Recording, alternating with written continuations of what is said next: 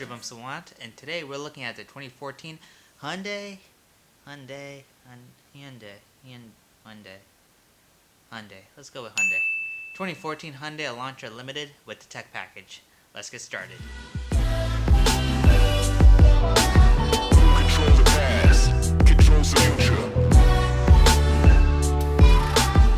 controls the present? Controls the past. Now, if you know Korean cars of yore, you would know that they weren't exactly the best cars on the road. In fact, nowhere near as great as any other car manufacturer out there. They were badly designed, had cheap interior materials, they had puny little engines, and need I say more?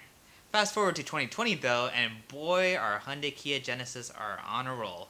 They have the Sonata, they have the upcoming Optima, the Palisade, the Telluride, the Stinger, the G70, the upcoming G90.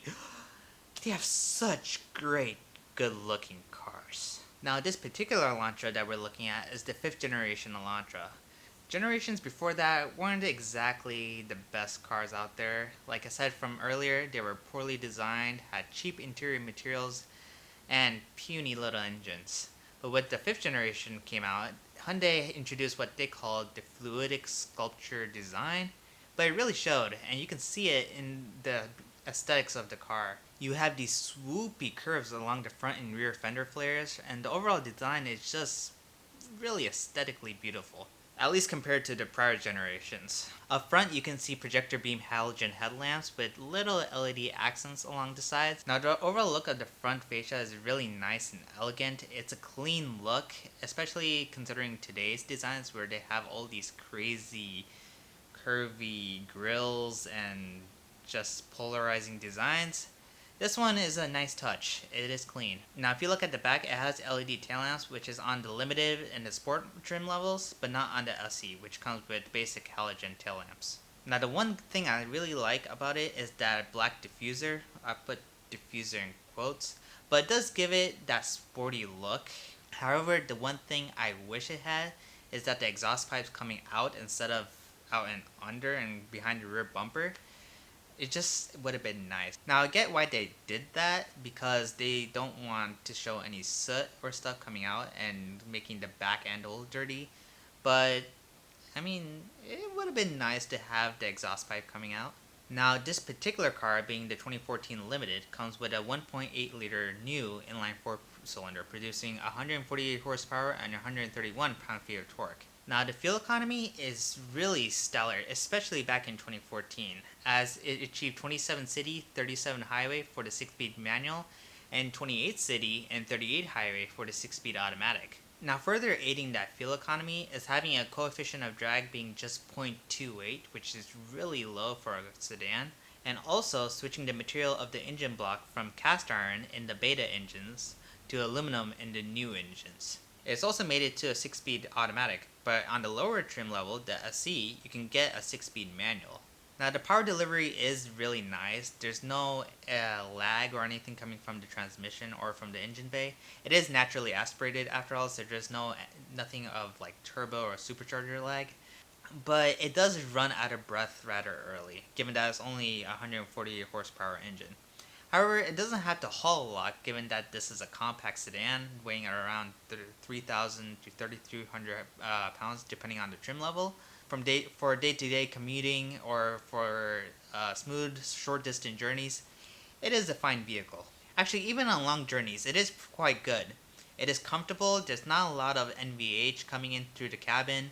The power plant is decent on long, smooth journeys, and the transmission doesn't hunt for gears as often. Now, back in 2014, manufacturers were starting to experiment with the whole idea of having a sport mode or a sport button, but the only sport that you're really going to get in this car is by shifting the gear selector into the S mode and by shifting via the gear columns for the plus and minus, or by selecting from the selectable steering modes from either being heavy or to being light. Heavy to get more of that feedback from those curved and twisty roads, or light for your day-to-day commuting on the straightaway highways. It's not as sporty as, let's say, a Honda Civic or a Mazda 3, but it's not as lumpy and soft as a Toyota Corolla or Nissan Sentra.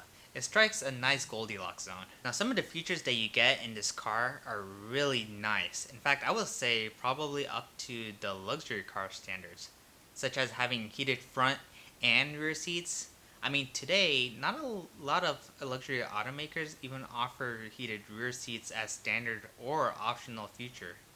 So that's a really nice touch. Good job, Hyundai. It also comes with proximity key with push button start and a sunroof. Now it does come with halogen projector beam headlamps, but it would have been nice if it had LED headlights or xenon headlights for that matter. I mean, for a top of the line limited trim level, that would have been nice. Now you can also get a sport trim level that came with a 2-liter inline 4-cylinder that produced 173 horsepower and 154 pound-feet of torque.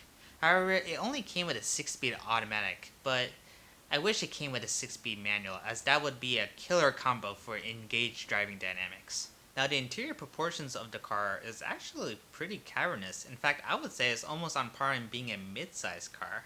So for being a compact, there's tons of legroom and headroom, although it might be a little bit limited due to the sunroof, and if you're sitting in the back, the headroom might be limited as well due to the swooping roofline. Now the interior materials are really nice. There's soft touch here and there on the places that you will touch, but on the places that you won't touch, there is a bit of plastic trim going on, but you won't touch those places too often, so it's not much of a big deal. And the overall look of the interior is really nice. It's not distracting, it won't make life too complicated for you. The HVAC controls are straightforward. Now this car comes with the optional 7-inch touchscreen on the limited trim, and it is a super fast and responsive touchscreen, especially given that it doesn't have Apple CarPlay or Android Auto, which is a bit of a bummer, but the touchscreen does make up for it. And given that today's UIs are still rather distracting, this is a really nice touch, Hyundai. Great job. Now the driving position is spot on. It has that perfect position where you can see everything of the road but not be too high off the ground. And it does have automatic lumbar support for your lumbar seekers out there. Now it does come with a backup camera, but it is a bit pixelated. But given that it's a 2014 model year, I'll give it a pass. Now in terms of radio function, it does come with AM, FM, and the owner does have an XM satellite radio included as well, especially that it's still a 2014 model year. That's a nice touch. But it does not have HD radio. Also, I really like the wheel design. It has that 5-spoke, really distinct looking wheels, which is nice. I wouldn't go for anything different. And the lower trim level came with steel wheels that I believe are 5-spoke as well, if I'm not mistaken. But these are truly nice aluminum alloy 5-spoke wheels. Now the best part was that it also came as a coupe and as a hatchback. Not a lot of automakers came out with coupe and hatchbacks for their compacts, except for maybe I think the Honda Civic and the Kia Forte. Now especially in the used market, these cars can run around, I would say, $10,000 to $15,000 depending on mileage for like the best SE version. And for the limited, it can run around $16,000 to $17,000 depending on mileage and the condition of the car. Now bear in mind, Hyundai, Kia, and Genesis vehicles come with a 10-year, 100,000 mile bumper-to-bumper warranty. So if you're looking for a used vehicle, just keep in mind to make sure that it's kept under warranty. Now given that we're in the year 2020, finding a 2014 model year car might be a bit of a struggle for your budget that has under 100,000 miles on the odometer, but they're out there. Now, if you're in the market for a used compact sedan in the 2014-2015 model year that has a decent abundance of standard features, excellent drivetrain, and great looks, the 2014 Hyundai Elantra should be a top pick. Well, overall, thanks for watching. Hit that like button if you enjoyed this video. Hit that dislike if I did a really terrible job. Hit that notification bell to stay further notified of future videos coming out real soon. And hit that subscribe button if you want to hear me rant about cars. Anyway, thanks for watching, and peace out. Who controls the future, present? Who controls the present? Who controls the